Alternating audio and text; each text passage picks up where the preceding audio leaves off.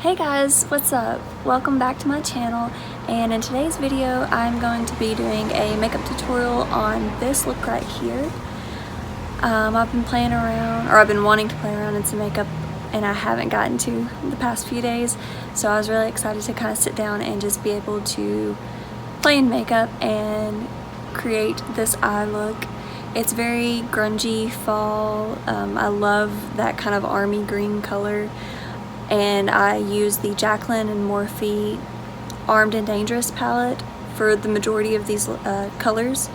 So if you would like to know how I got this look, please keep watching, and also please give me a like, subscribe to my channel, and leave me a comment down below if you enjoy this video. Thank you guys so much, and I love you very much, and continue watching.